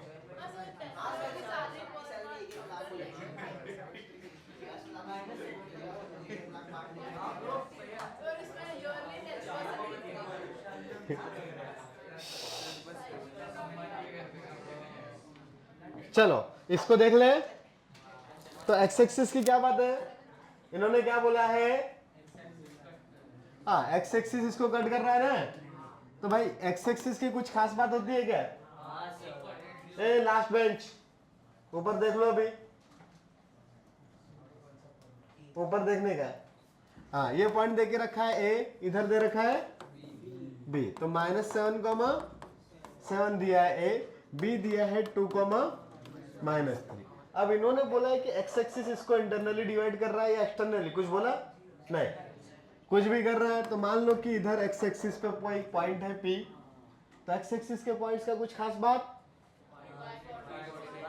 y coordinate always 0। तो मैं इसको x, 0 सपोज करूं क्या? मुझे x तो नहीं पता है ना अभी, लेकिन 0 तो पता है ना, ठीक है। और पॉइंट सपोज कर लिया हमने x, 0। और रेशो पता है क्या? हाँ भाई तो निकालना है। तो अगर रेशो निकालना है तो लेट्स रेशो इज कितना, m:1 ले लेते हैं ना। हाँ ठीक है, m ले लो, k ले लो यार, क्या फर्क पड़ता है। हाँ k:1, ठीक है। तो बताओ ये जो y कोऑर्डिनेट है इसका, y कोऑर्डिनेट ऑफ p कितना है? 0। एक ही इंसान को दिखाई दिया, हाँ बोल रहा है कहते। हाँ तो y coordinate of p will be 0। क्या आएगा सेक्शन फार्मूला से, k इंटू इधर का मल्टीप्लीकेशन -3 इंटू k, सही है, प्लस 1 इंटू इधर का कितना 7 डिवाइडेड बाय प्लस k+1, तो इधर 0 के साथ चला गया, तो 0 इज इक्वल टू -3k+7 है क्या? तो 3k का वैल्यू कितना है, 7 के इक्वल है ना, तो k का वैल्यू कितना, -7 कैसे बेटा, मैंने 3k को उधर ले गया, ठीक है। हाँ तो k इज 7/3। तो अगर k इज इक्वल टू 7/3 है तो अभी x निकाल सकते हैं क्या? तो बताओ x क्या आएगा? हाँ इधर का k इंटू इधर का 2 ना, सेक्शन फार्मूला 2k, फिर 1 इंटू कितना -7, तो 1 इंटू -7 डिवाइडेड बाय k+1। और लेकिन k का वैल्यू कितना है, तो यहाँ पे पुट कर दो 14/3 -7/7/3 प्लस, तो ये एलसीएम लगेगा तो 7×3 जा 21, तो 14 -7, और ये 7×3 जा, सॉरी 7 + 3 10, तो -7/10। हाँ उससे भी आएगा। चलो आगे बढ़े।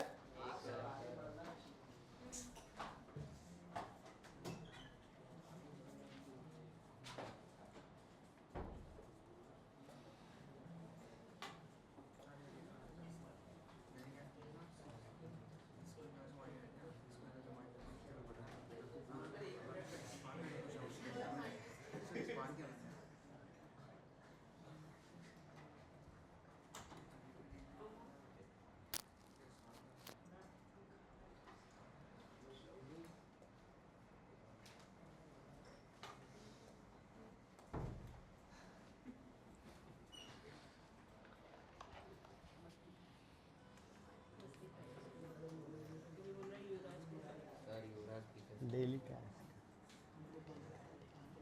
सर वरना मैं आवाज में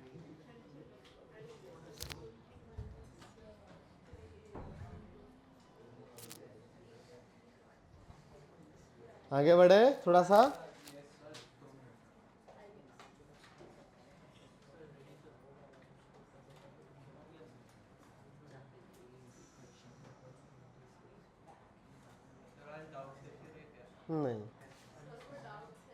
सर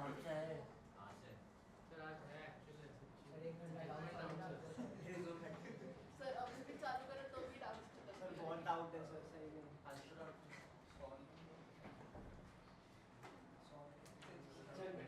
ठीक है, कर लेंगे। डाउट्स डाउट्स का क्या, डाउट्स तो कर ही लेंगे, कर लेंगे आज, ठीक है। अच्छी बात है, सवाल किया तुम लोगों ने तो खुशी की बात है। क्या किया था लास्ट क्लास में? हैं? अगली क्लास में रखूंगा ना, ऐसे होता। तुम करके आ गए ना, तो इसलिए भी चेक करने का क्या मतलब, नहीं क्या होता तो फिर चेक करते हैं। हैं? शकल पे दिखता है रे। सर सबका चेक करो सर एक एक हाँ वो मुझे पता है किसने किया किसने नहीं किया, पर मैं जाने दे रहा हूँ उनको, छोड़ दो। सर मेरे से स्टार्ट करो सर एक एक पेज देखना मेरे को चलो आगे बढ़ते हैं थोड़ा सा। हाँ सर ठीक है, सेक्शन फॉर्मूला के क्वेश्चंस होंगे, क्या और करने का जरूरत है? हो जाएंगे ना? रेशियो निकालते आएगा, वेरी गुड। तो आगे लिखो ऐसे थोड़ा सा एक एरिया, अभी कोऑर्डिनेट्स के टर्म्स में एरिया भी तो आएगा, तो लिखो area of a triangle, area of a triangle, area of a triangle, नहीं हेडिंग लिख रहे हैं, area of the triangle with the vertices, with the vertices x1 comma y1, x2 comma y2 and x3 comma y3। अरे जब heading डलवा रहा हूं कि एरिया ऑफ अ ट्राइंगल तो सेंट्रोइड क्यों चिल्ला रहे हो? दिमाग इधर ही है कि घर पे रख के आया हो? हेडिंग ही डलवा रहा हूं ना, एरिया ऑफ द ट्राइंगल, तो सेंट्रोइड किधर से लिखवा रहा हूं मैं अभी? अब एरिया का फॉर्मूला लिख रहे हैं, ठीक है। अच्छा सुनो, इन पॉइंट्स के बीच का डिस्टेंस निकालते आता है? इधर का भी निकाल सकते हो, इधर का भी निकाल सकते हो। हाँ, उनसे फिर हेरोन्स फार्मूला अप्लाई कर सकते हो, वो S root of S minus one ये वाला। हाँ बहुत लंबा होगा, हाँ उससे भी निकाला जा सकता है इनका यूज करके एरिया, पर बहुत लेंथी होगा। दूसरा एक वेक्टर मेथड्स होता है, वेक्टर मेथड, वेक्टर पढ़ा है थोड़ा बहुत? हाँ तो उसमें क्रॉस प्रोडक्ट पढ़ा है ना, ए क्रॉस बी। हाँ उधर का यूज करके भी सॉल्व कर सकते हैं, बट मैं अभी वो नहीं करवा सकता बिकॉज मैंने क्रॉस प्रोडक्ट नहीं पढ़ाया, ठीक है। मैंने पढ़ाया क्या नहीं। हाँ पर उधर से कुछ एक फॉर्मूला आता है इन टर्म्स ऑफ डिटर्मिनेंट, और भी तरीके हैं जहां से हम लोग फॉर्मूलास निकाल सकते हैं, बट वो लिखने का तरीका है। अब डिटर्मिनेंट तुम लोग जानते हो क्या, थोड़ा सा नाम सुना है? अच्छा ए क्रॉस बी निकालते आता है ना? हाँ उसमें वो जो यूज होता है ऐसा डिटर्मिनेंट वाला, बस वही। तो अगर ये तीन कोऑर्डिनेट्स है तो इस ट्राइंगल का एरिया, अच्छा अब एरिया के लिए एक तो भाई इसका ट्रेडमार्क है हाफ, भाई ट्राइंगल का एरिया हाफ तो आएगा, ट्रेडमार्क रहेगा ना। हाँ इनटू में ये जो पॉइंट से है तीन, इनसे बनने वाला एक determinant x1 y1 1, x2 y2 1, x3 y3 1। One number है, एक है, एक नंबर ही है वो, वन वन ही है। अब ये इस स्ट्रक्चर को वैलिड बनाने के लिए हम लोग यहाँ पे वन यूज करते हैं, ताकि ये वाला चीज एरिया दे। जैसे ये हाफ हाफ आया ना, समझ लो तुम्हारे लिए वैसे ही वो वन आया, ठीक है। अब ये कैसे आया अगर बताऊंगा तो छोड़ के भाग जाओगे, ठीक है। हाँ जो मेरे को अच्छा नहीं लगेगा ना, तो ये चीज ठीक है, वेक्टर से थोड़ा सा रिलेट करके अभी देख सकते हो, बट वेक्टर अभी तुम लोग को उतना आता नहीं है। थोड़ा बहुत वेक्टर जानते हो ना? हाँ तो इन दोनों का वेक्टर निकाल सकते हो, दो पॉइंट्स को ज्वाइन करने वाला वेक्टर, इन दोनों को ज्वाइन करने वाला वेक्टर भी निकाल सकते हो, उनका क्रॉस प्रोडक्ट भी कर सकते हो। हाँ, वो करोगे तो ये आ जाएगा। ठीक है, जरूरत नहीं है इसको ओपन करते हुए आना चाहिए। लेकिन क्या होता है, इसका नाम क्या है पता है ना? डिटर्मिनेंट। डिटर्मिनेंट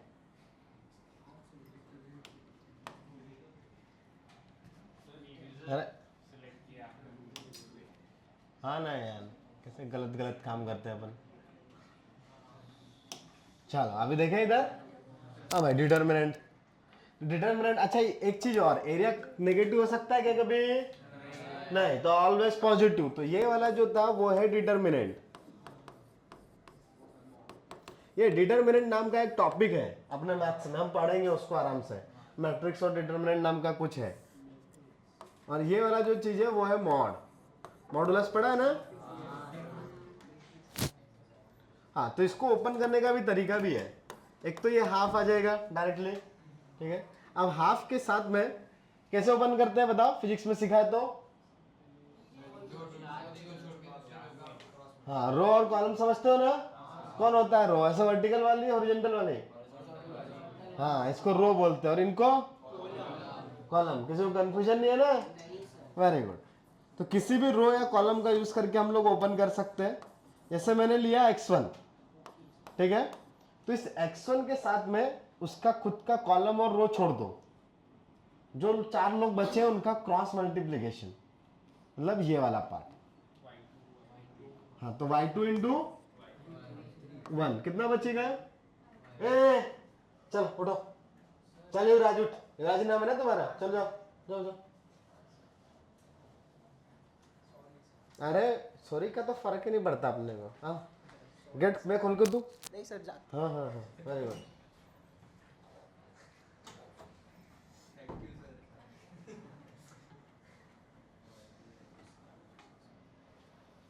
हाँ, अभी वो हो गया, आपने बहुत दिन टॉलरेट कर लिया। आप जो मस्ती करेगा बाहर जाएगा, ठीक है। वैसे भी वो पढ़ नहीं रहा बैठ के, तो जो पढ़ नहीं रहा है उसको बाकी लोग को डिस्टर्ब करने का मौका क्यों दिया जाए? उससे वो अधिकार छीन लेंगे अपन कि बाकी लोग को डिस्टर्ब करें, ठीक है ना। तुमको तो ज्वाइन नहीं करना है ना उनकी कंपनी। हाँ, तो थोड़ा सीरियस हो जाओ। हाँ, तो ये y2 इंटू 1 कितना होता है? y2 माइनस इनका मल्टीप्लीकेशन y3। फिर ना बीच में ना साइन चेंज, ना बेसिकली अल्टरनेट साइन हम लोग लगाते हैं। तो x1 के सामने प्लस लगाया था, अब ये y1, लेकिन उससे पहले एक माइनस लगाना पड़ेगा। तो माइनस y1 इंटू उसका रो और कॉलम छोड़ दो। तो उसका रो कॉलम छोड़ दिया, तो उसका रो कॉलम छोड़ने के बाद जो लोग बचे उनका क्रॉस मल्टीप्लीकेशन। कौन बचा है?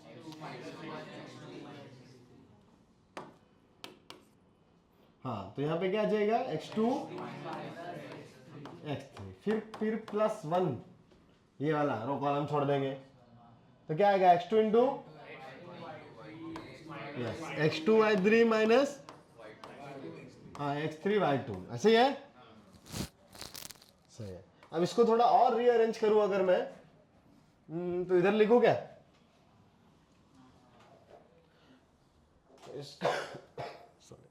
इसको थोड़ा और रीअरेंज करूं, मतलब इसमें अंदर मल्टीप्लाई करूंगा, इसको नहीं करेंगे हम लोग। टारगेट क्या है ना, मुझे ना सिर्फ ब्रैकेट के अंदर में y चाहिए, मुझे x को बाहर निकालना है।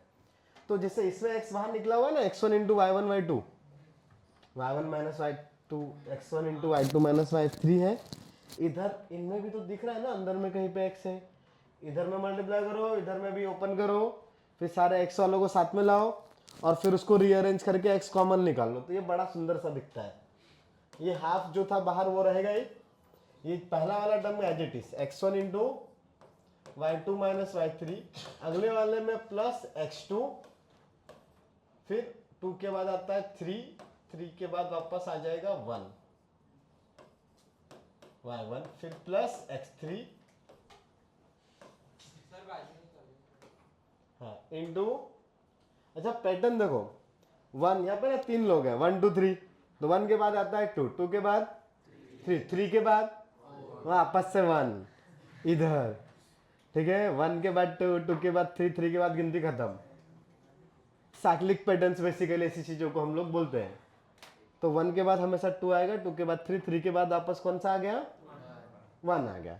तो इधर देखो ये x था, 1 आया, 2 आया, 1 के बाद 2, 2 के बाद 3। इधर देखो 2 से कहानी स्टार्ट हुई ना, तो 2 के बाद कौन आता है, 3 के बाद कौन, 1। फिर अगली कहानी कहां से स्टार्ट होगी, 3 के बाद कौन आएगा, 1। तो क्या लिखो, y1 माइनस y2। ठीक है, इस फॉर्म में भी लिखते हैं। पूरा मल्टीप्लाई करके दिखाने की जरूरत तो नहीं है, इतना अंडरस्टैंडिंग करते हो ना, हाँ ठीक है, इधर मैनिपुलेट करके आ जाएगा, हाँ भरोसा कर सकते हो। ठीक है, अच्छा इसको ना एक और अच्छे तरीके से लिखते हैं। एक और अच्छा तरीका क्या, ये तुमको 3x3 के डिटर्मिनेंट से डर लग रहा है ना, हाँ तो ठीक है, मैं उसको छोटा करता हूँ, ये हाफ तो रहेगा बेचारा। अब ये वाला जो पार्ट है इसको नहीं है, अभी तुमको मैं किधर से समझाऊं, हाँ इधर से समझेगा थोड़ी देर में। इसको ना थोड़ा सा रीअरेंज फिर से किया, तो दो लोग 2x2 में, जैसे x1 y1 और 1 के बाद 2 2, तो x2 y2 plus x2 y2 x3 y3, ये तो खुद ही बता सकते हो, x3 y3, लेकिन 3 के बाद कौन आता है, 1, तो x1 y1। देखो ये बीच वाले को ओपन करो, क्या आ रहा है, x2 into y3 minus y2 into x3, ये लिखा है। ठीक है ना, हाँ, वैसे ही इसको अंदर मल्टीप्लाई करेंगे, इसको भी अंदर करेंगे, पेयर वाइज रीअरेंज करेंगे तो ये चीज भी मिलेगी। पर ऐसा लिखने से फायदा क्या है ना, इसमें ना आपको बहुत बढ़िया पैटर्न मिल रहा है। कैसे, पहला वर्टेक्स था, उसके कोऑर्डिनेट्स कितने हैं, x1 y1, तो ये वाला जो डिटरमिनेंट है स्टार्ट हुआ x1 y1 के लिए, x1 y1 से, उसके जस्ट नीचे कौन आया, अगला वाला वापस x2 y2 से ही स्टार्ट हो गया। ठीक है, फिर x2 y2, उसका नेक्स्ट वाला x3 y3, फिर x3 y3 और x1 y1। अगर मैंने इसमें 4 डिग्री के क्वाड्रिलेटरल का एरिया निकाला और वो x1 x2 x3 और x4 लोग अगर यहाँ पे है, तो ये एरिया कुछ ऐसा आता है, हाफ, मतलब ये सब चीजें रहेगी x1 y1 x2 y2 plus x2 y2 x3 y3 plus x3 y3, कितने वर्टाइसेस आएंगे, 4 वर्टाइसेस आएंगे ना, क्वाड्रिलेटरल है, तो एक स्टेप और x4 y4। अब लेकिन उसके आगे और है क्या, तो कौन आएगा,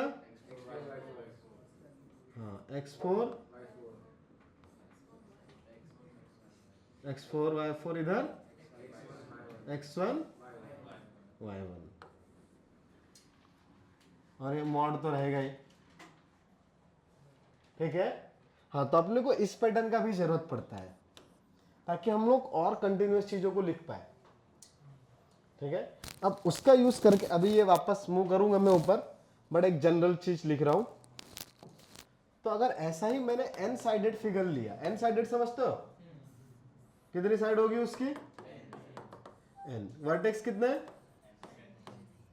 तो अगर x1 y1 एक वर्टेक्स है, दूसरा x2 y2 तीसरा, ऐसे ही चलते जा रहे हैं। इधर में क्या आएगा,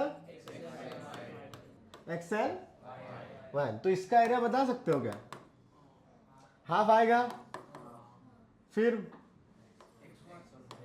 हाँ ऐसा डिटरमिनेंट के अंदर ना, इधर x1 y1, फिर दूसरा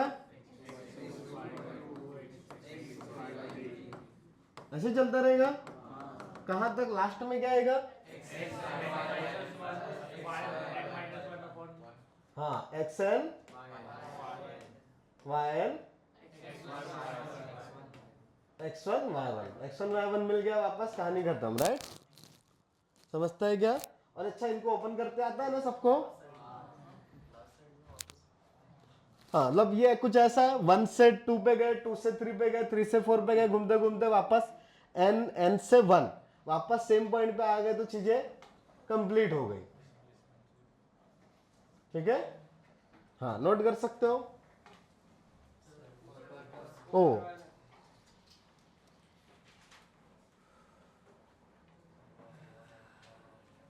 और ऊपर करने का था क्या? हाँ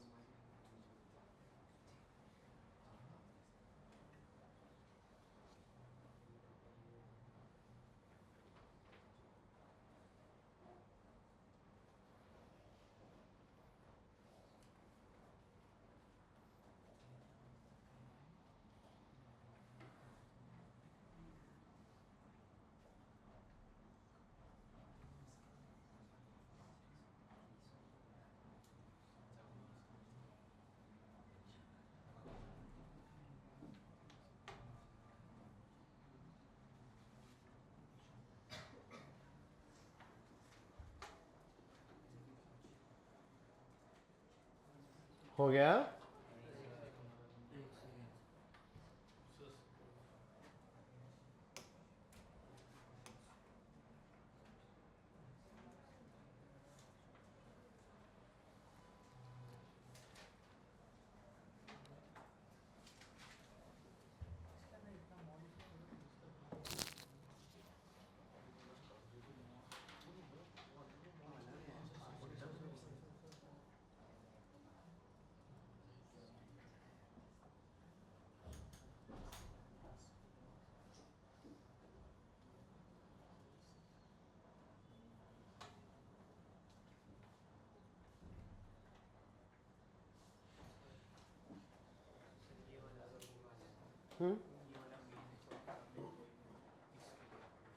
हाँ मतलब क्या है ना, वो याद रखने से अपने को ये छोटा वाला जो डिटर्मिनेंट वाला चीज है, ये याद रखने से क्या फायदा हो रहा है, हर जगह पे काम आ जाएगा ना, कितने डिग्री का भी रहे,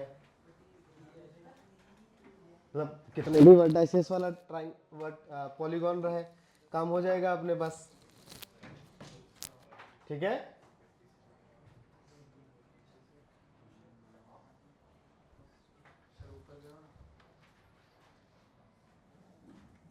ये लिख लिया सबने इधर का?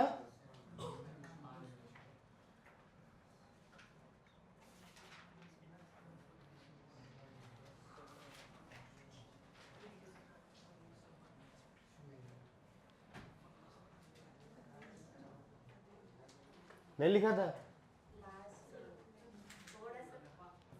है, जल्दी लिखा।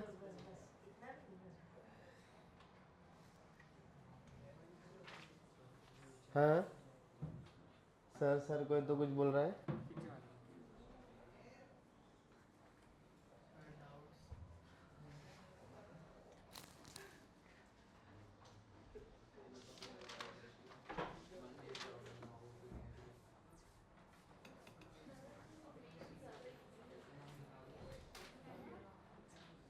क्या? ट्रिगो का? हाँ उसमें कुछ चीजें थोड़ी गड़बड़ है सीडी में। हाँ हम लोग कितना देर उस पे ठीक है, जाते हैं उस पर, जाते हैं अपन बाद में। अभी ये सब चीजें हो गई है, इसमें कोई दिक्कत? हाँ यस, हाँ हाँ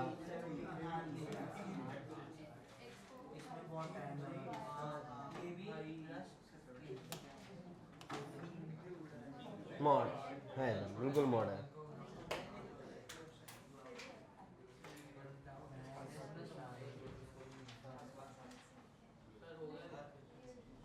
हो गया, बाकी लोग को लिखने दो अभी। अरे ये तो हो गया था रे, इसके नीचे वाला चाहिए, ये भी हो गया ना।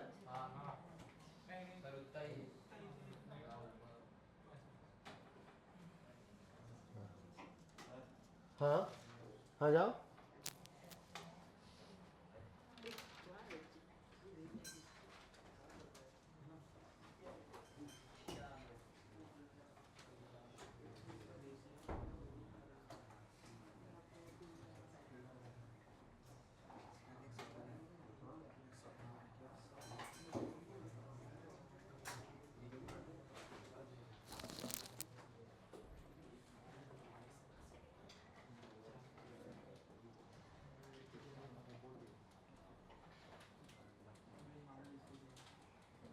चलेगा, ठीक है। तो अभी खैर इसके क्वेश्चंस करना बाकी है अपने को,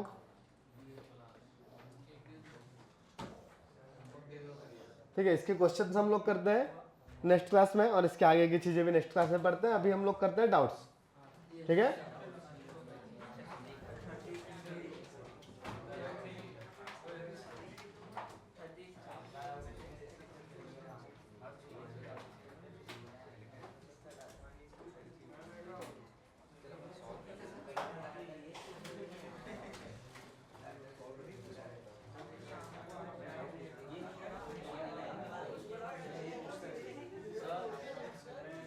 बोलो।